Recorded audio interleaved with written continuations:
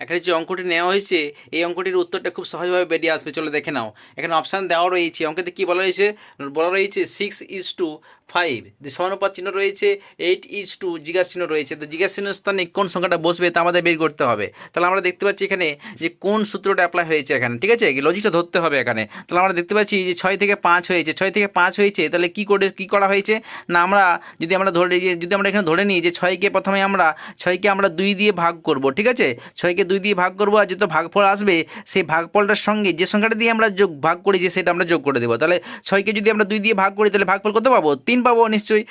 2 দিয়ে কাটলে পরে 3 দুগুণে 6 হচ্ছে, আর যে সংখ্যাটা দিয়ে ভাগ করছি সেটাই আমরা আবার যোগ করে দেবো। তাহলে আমরা দেখতে পাচ্ছি এখান থেকে 5 পেয়ে যাচ্ছি, মানে 3 + 2 পেয়ে যাচ্ছি। তাহলে আমরা লজিকটা ধরে নিলাম যে আমরা এই যে সংখ্যাটা রয়েছে তাকে আমরা প্রথমে 2 দিয়ে ভাগ করব, আর ভাগফল যত হবে সেই যোগফলটার সঙ্গে যে সংখ্যাটা দিয়ে ভাগ করছি সেটা আমরা যোগ করে দেবো। তাহলে ভাগ করলে পেয়ে যাচ্ছি আমরা এখানে 4, আবার আমরা 2 যোগ করে দেবো, তাহলে পেয়ে যাচ্ছি আমরা 6, মানে 6 পেয়ে যাচ্ছি। তাহলে এখানে অপশানে রয়েছে 1 নম্বরে 6, এটা হবে রাইট অ্যান্সার, ঠিক আছে।